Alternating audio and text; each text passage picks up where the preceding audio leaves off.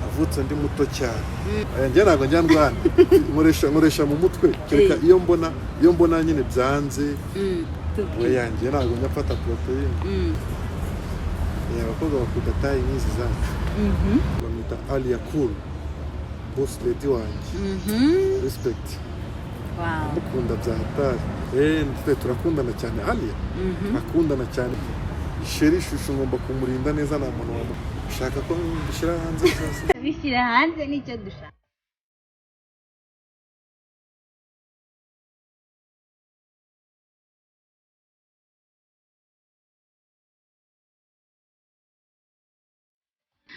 Mwongeye kwirwa neza bakunzi ba One Fox TV show. Twizeye ko muri mumeze neza kandi nutameze neza icyo kigerageza urimo umurima izakigukuramo. Amazina yanjye nitwa Rosette Roxy. Twicaye hano kuri Classic Hotel turi kumwe n'umutumirwa w'icyamamare. Akunda kuvuga ngo abenshi baramuzi. Ntabatindereka muri kaze kuri kamera za One Fox TV show. Urakaza neza amakuru yawe baranze ariko barakuze utamenya oya hari n'abatakuza amazina yawe so amazina y'ababyeyi banyise nitwa Naugayake Faisal ntabwo nkunda kuyavuga ariko mbivugiye kuri iyi televiziyo ya yego warampaye ibikisinzi amazina y'ababyeyi nitwa Naugayake Faisal izina ry'akazi riri hita ahantu hose yitwa Yantare Fraser. Yantare Yantare tutarajya kure ubundi iryo zina Yantare ryaturutse kuki? Iryo zina rero ntabwo ari njye waryise iryo zina ntabwo ari njye waryise ni abantu nyine barimise bitewe n'ibikorwa tuba twarakoze hari ukuntu ukora ikintu nyine umuntu akavuga uti uriya muntu ni intare kabisa so bitewe n'ibikorwa mba narakoze nyine abantu bakabibona bakabishima yego niho iryo zina ryavuye ariko umuntu wa mbere warizanye ni Rocky Kirabiranye niyo muntu warinyise noneho agenda ari kurivuga mu mafilime gutyo rigenda rifata indi ntera ubu rikaba riri hita ahantu hose Yantare Fraser. Rero tubwire rero ubu rugendo rwawe rwo kugira ngo ube bodyguard kugira ngo ugere kuri step yo kuba bodyguard hagenze gute ntago ari ikintu wabyuka ugahita ugera tubwire urugendo mbaje ikibazo cyiza ukuntu nabitangiye 2013 mu mezi ya nyuma noneho nabitangiriye mu karere ka Rubavu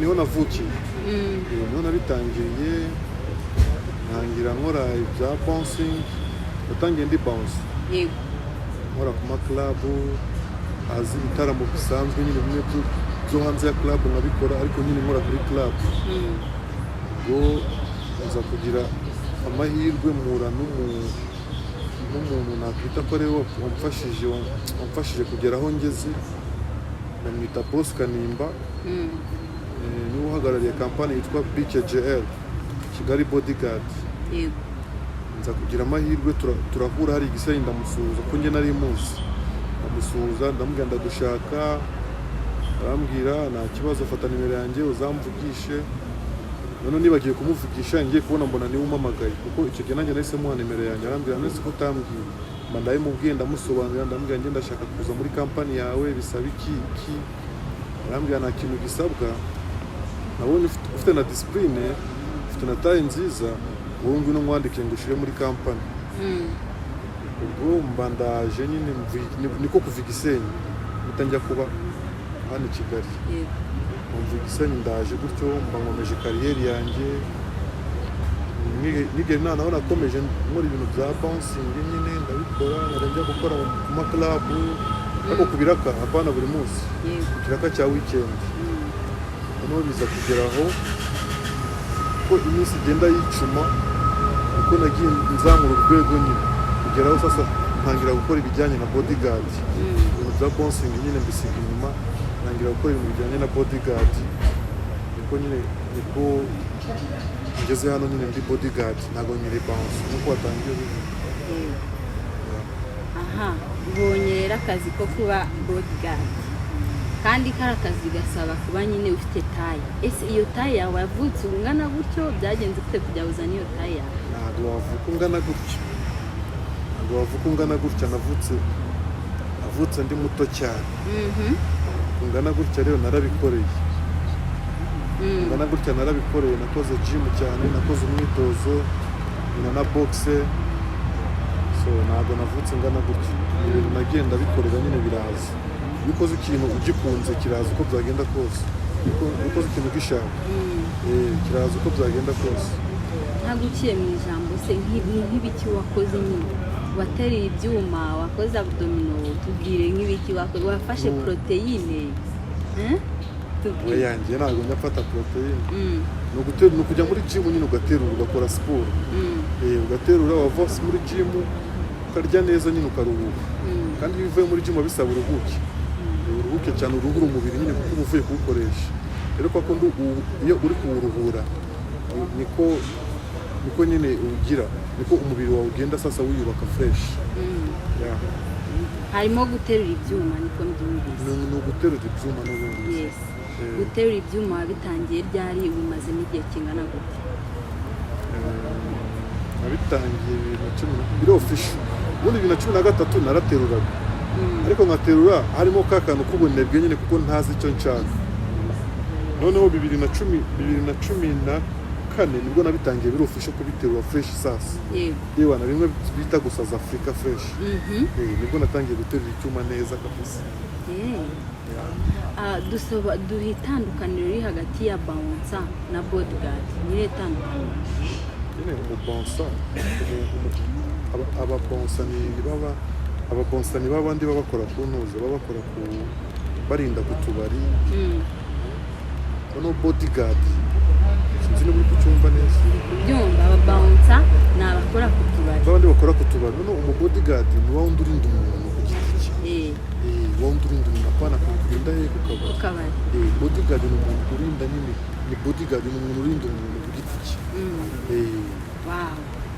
Ese ririya kote muba mwambaye cyangwa se rirajire riba rifite imifuka myinshi ribafasha iki, mubikamo iki? Uriya ni umwenda w'akazi. Uriya ni umwenda w'akazi. Hano sobone ko tuba bifite n'amaninuza n'imifuka n'iki. Yes, biba bifite ni jire ni ikote. Ni ikijire, ni jire. Biba rifite imifuka myinshi. Ni jire y'akazi. Uriya mufuka iyo mbishatse mbikamo icyombo, sibyo? Kubera ko imifuka yo hasi hari ukuntu umuco ko ndi mu kavuyo ugasanga nk'umuntu akoze nko mu mufuka wanjye simbimenye agatwara telefone. Hamwe nshobora kubikamo icyombo cyanjye cy'akazi, ahandi nkashyiramo nka telefone yanjye numva n'ibyo. Ninde muntu wabereye bodyguard akagutangaza? Akagutangaza? Njye nta muntu urantangaza. Bose mbafata kimwe, nta muntu ndakorana nawe ngo numve ndatangaye cyane. Yaba ari uwo mu Rwanda, yaba ari bari abo hanze, nta muntu ndakorana nawe ngo numve ndatangaye. Wow.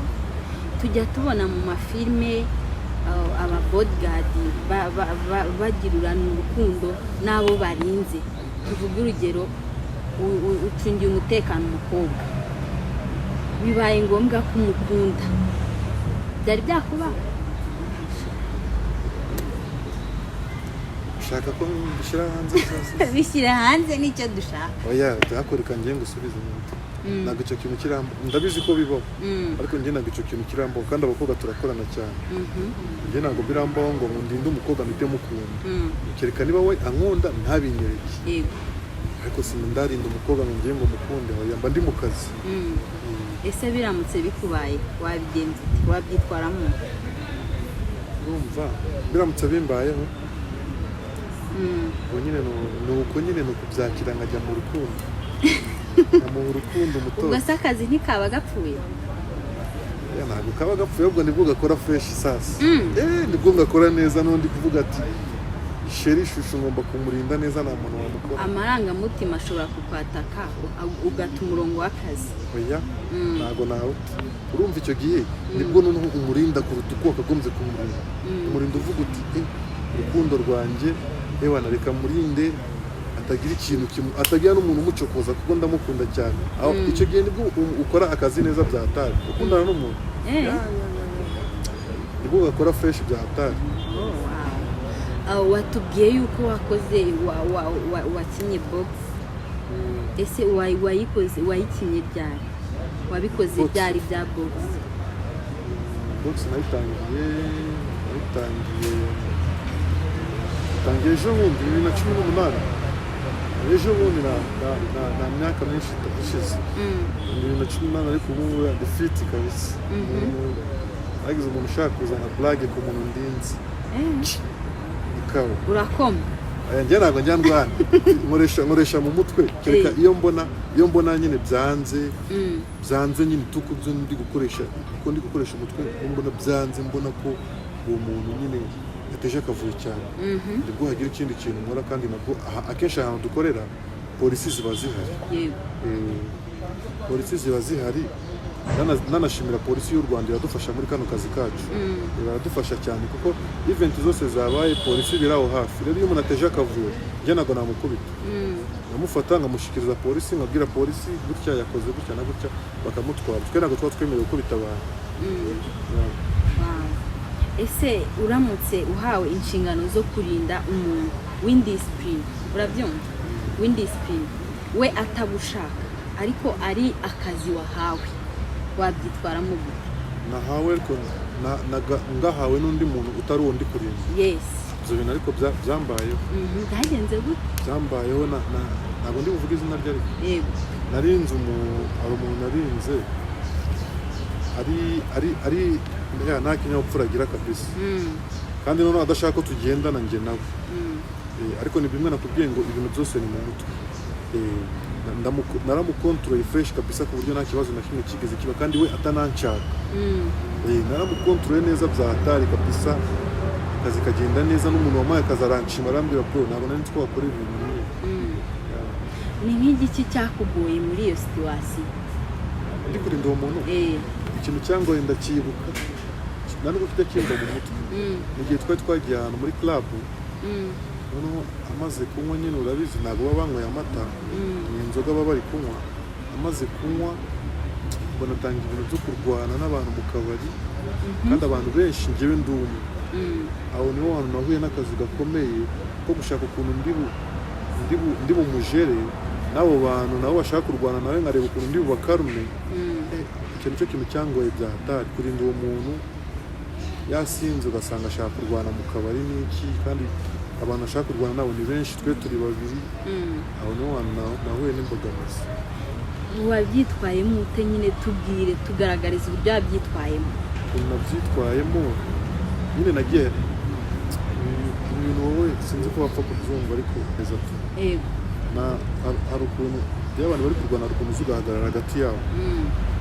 Naraje mfata uwo mubosi wanjye turi gukorana ushyira ku kaboko k'ibumoso noneho mpagarara hagati abandi bari benshi bamwe bashaka kuzenguruka ngo bajye bamusange hano noneho ngakoresha kano kaboko ndi kubakaruma ndi no kubabwira mu magambo meza ndi kubabwira mu ihangane yasinze iki n'iki mumfashe kabisa mu cyuro bakagerageza kunyumva njyewe kuko ndi muzima urumva ariko wa wundi ntibamwumva bo bagashaka no kumukubita amacupa y'amazi n'abakaruma nabona icupa rije nkahita ndi stopa nuko nyine nabikoze.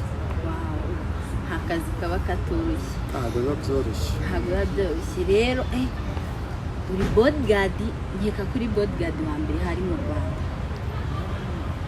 niko biri cyangwa ndabeshya? Ako kantu kamvugira uko ngiye nkavuze bavuga ngo ndi kwikina ni nayo mpamvu twagutumiye kuri kamera kandi koko ndi n'uwa mbere uri n'uwa mbere kandi uri na ya ntare baranzi barakuzi. Natungwe n'ukuntu waje mu modoka nziza cyane. Iriya modoka ni yawe cyangwa watiye ni kagahezo k'abantu b'iki gihe maratumara amatsiko? Urashaka rero mbishyire hanze utangire kuboneza abantu dukora akazi kamwe?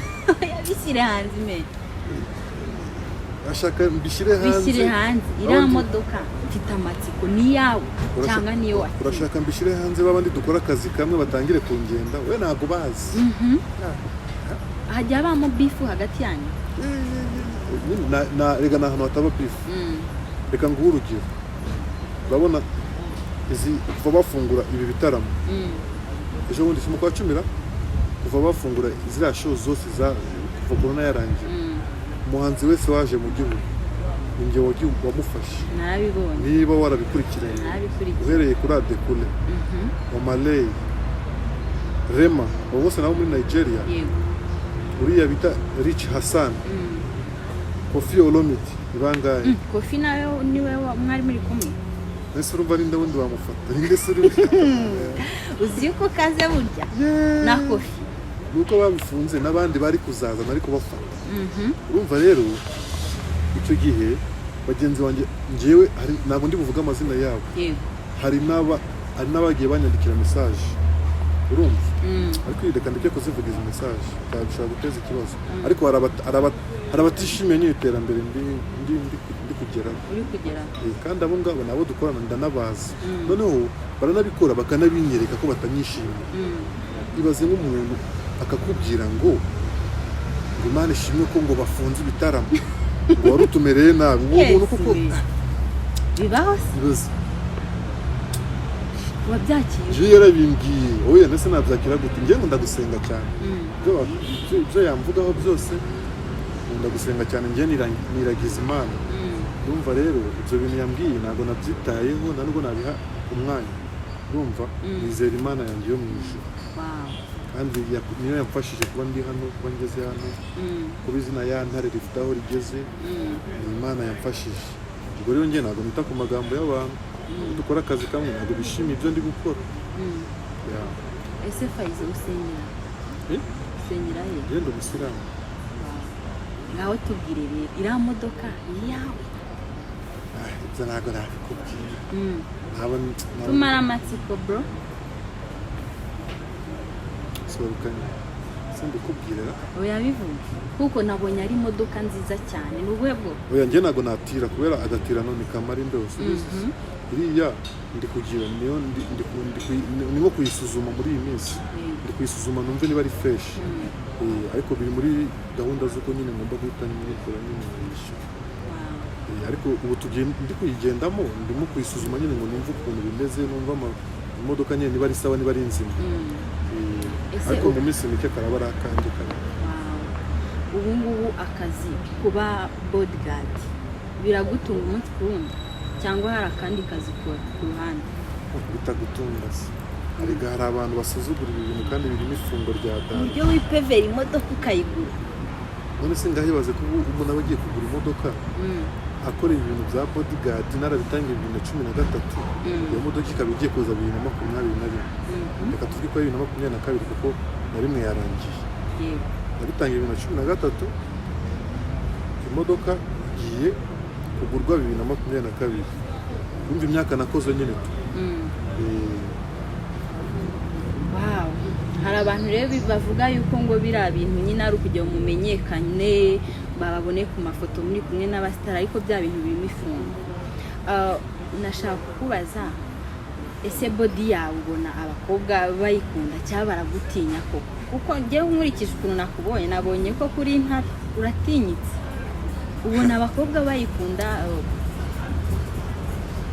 abakobwa bakunda tayi nk'izi zacu zikunda cyane kabisa none niba bakunda tayi nk'iyawe ubigenza ute ko uhura n'abakobwa benshi mpura nabo benshi ariko ntabwo njya mu bintu z'abakobwa cyane ariko ntabwo nabibonera umwanya njyemba ni mbese kuva kuwa mbere kugeza kuwa gatanu ndi muri gym kandi njye nkora kabiri ku munsi mu gitondo na nimugoroba mu gitondo niba mvuyeyo ndahita njya kuruhuka nsubireho saa 10 mvemo saa 3 nitahe weekend ni akazi kandi nabwo hari igihe mu minsi y'inguzi naho mfite akazi njya kumva ngo umuhanzi aramamagaye tugenda aha naho umva rero ntabwo abakobwa nabibonera umwanya byo kuvuga ngo ngiye mu bakobwa cyane ibyo nshaka kugeraho na kandi urumva ntabwo akazi nakavanga n'abakobwa abipfuye icyo gihe ufashe akazi ukakavanga n'ibindi bintu byabipfuye aha nabonye Rutambi akora interview avuga ko wowe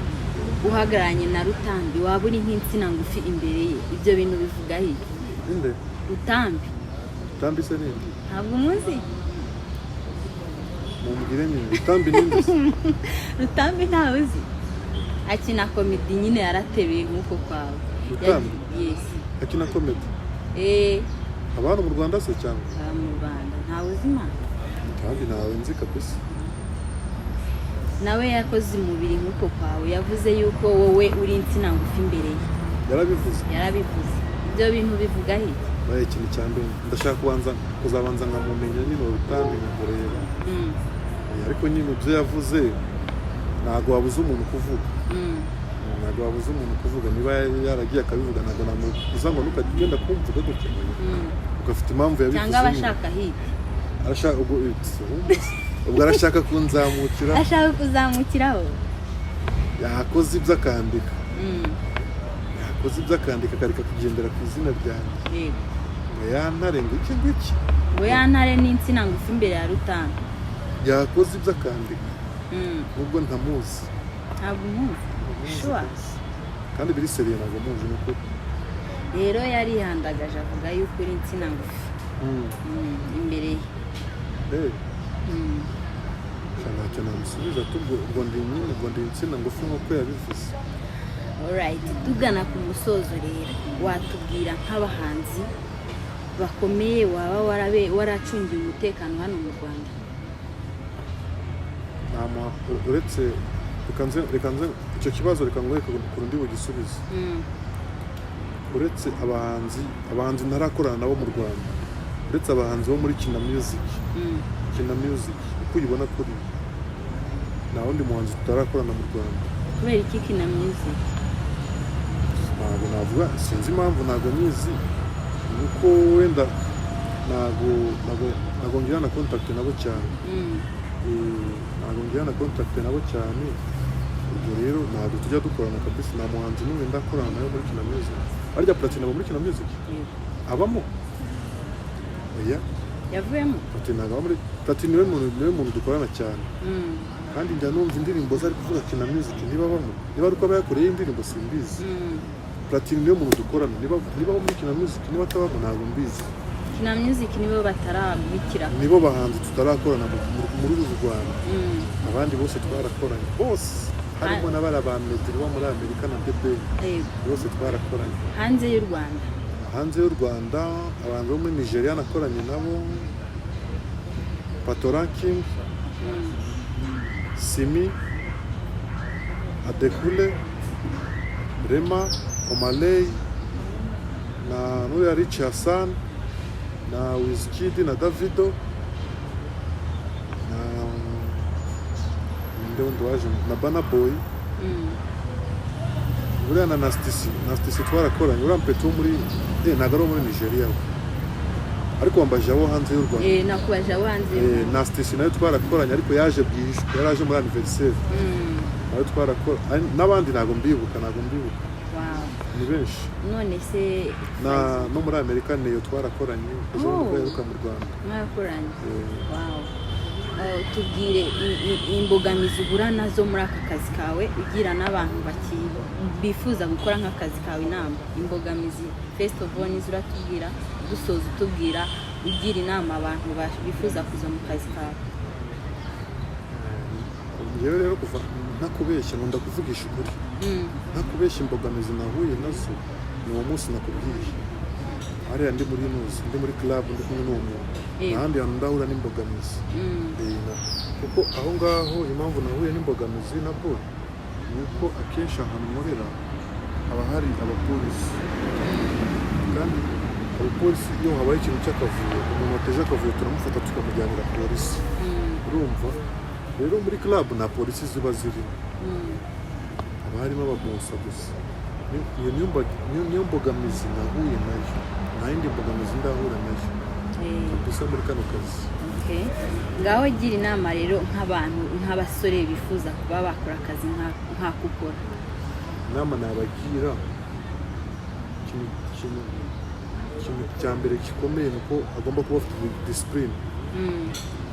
agomba kuba afite discipline kuko iyo udafite discipline muri kano kazi byose biba byapfuye udafite discipline nta kintu wakora discipline cya kabiri nyine urumva ntabwo ni ukuba ufite body warakoze umubiri kuko ntabwo waza gukora ibintu bya ntabwo wajya gukora bonsa utarakoze umubiri umeze nka kameramani ntabwo bamuha akazi kameramani nawe ko mbona yateretseho inyamara ubu ntabyo ubona umushuka yateretseho umushuka atagenda ariko byina mu muhanda se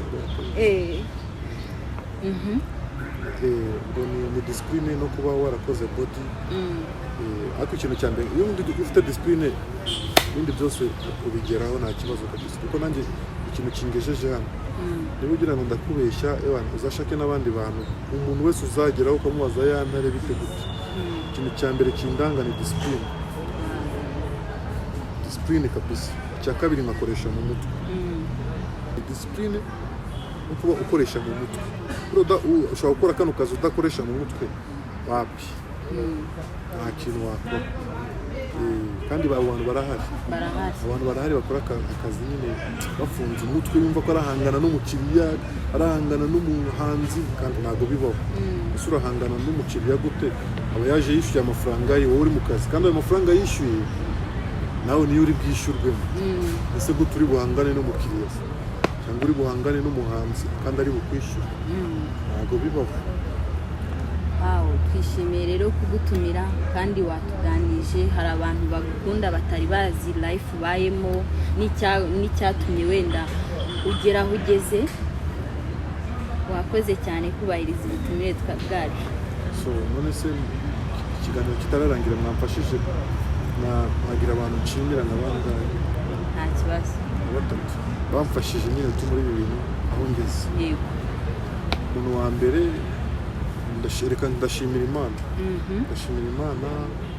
ndashimira mama wanjye undi muntu ndashimira rero cyane ni uwo bita Boss Kanimba wamfashije kuva i Gisenyi akanzana muri Kigali akamfasha buri kimwe kabisa.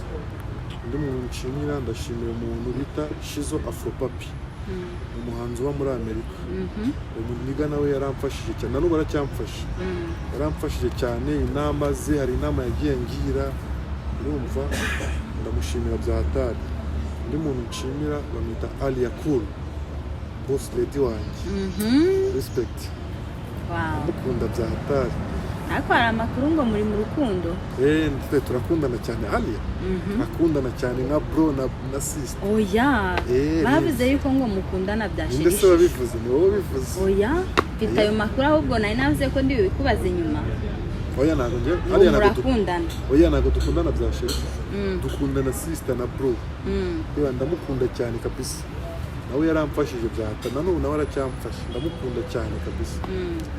Abandi namwe abanyamakuru turabashimira kuba mwitanze mukaduhamagara tukaza gukora iki kiganiro by'agaciro turabashimira cyane mujye mukomeza mutube hafi mu byo turimo kandi namwe Imana ijye bafasha mu kazi kanyu mukomeze mutere imbere murakoze neza urakoze cyane bakunzi ba One Fox TV show icyo twabwira nuko mwakomeza gukora subscribe comment like na share tukazakomezanya mu bindi biganiro murakoze cyane.